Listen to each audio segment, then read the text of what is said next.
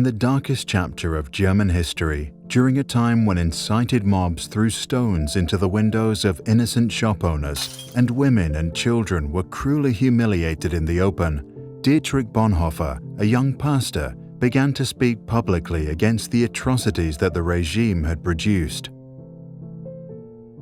After years of trying to change people's minds, Dietrich Bonhoeffer came home one evening and his own father had to tell him that two men were waiting in his room to take him away.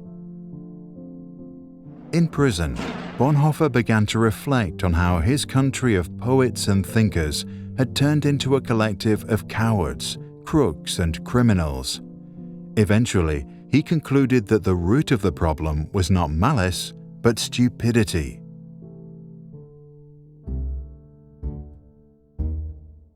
In his famous Letters from Prison, Bonhoeffer argued that stupidity is a more dangerous enemy of the good than malice, because while one may protest against evil, it can be exposed and prevented by the use of force. Against stupidity, we are defenseless. Neither protests nor the use of force accomplish anything here. Reasons fall on deaf ears.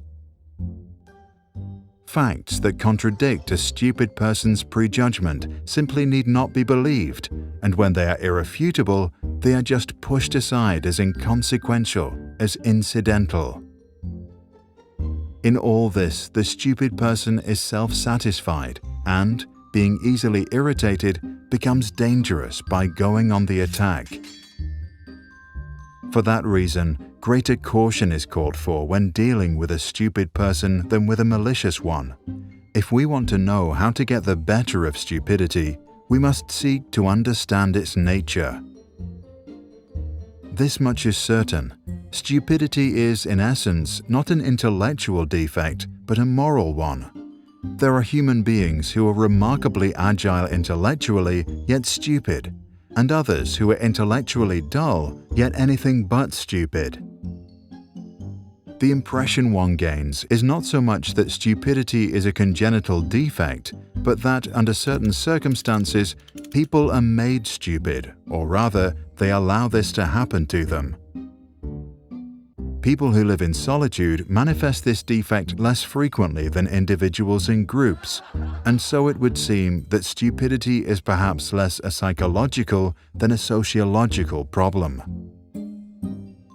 It becomes apparent that every strong upsurge of power, be it of a political or religious nature, infects a large part of humankind with stupidity, almost as if this is a sociological psychological law where the power of the one needs the stupidity of the other.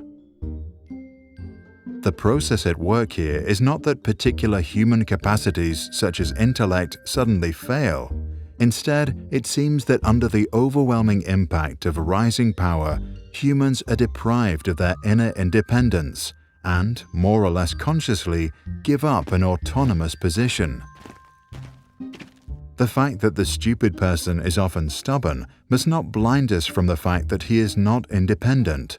In conversation with him, one virtually feels that one is dealing not at all with him as a person, but with slogans, catchwords, and the like that have taken possession of him.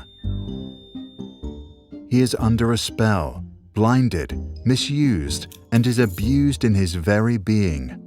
Having thus become a mindless tool, the stupid person will also be capable of any evil, incapable of seeing that it is evil. Only an act of liberation, not instruction, can overcome stupidity. Here, we must come to terms with the fact that in most cases, a genuine internal liberation becomes possible only when external liberation has preceded it.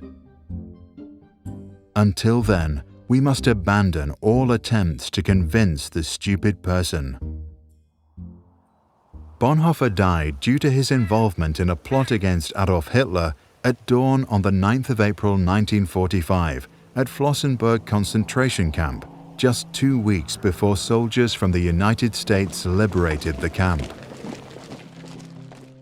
Action springs not from thought, but from a readiness for responsibility. The ultimate test of a moral society is the kind of world that it leaves to its children, Bonhoeffer once said. Check the description below to read Bonhoeffer's original text after 10 years. For more information about Bonhoeffer or to download this video without background music, go to sproutschools.com.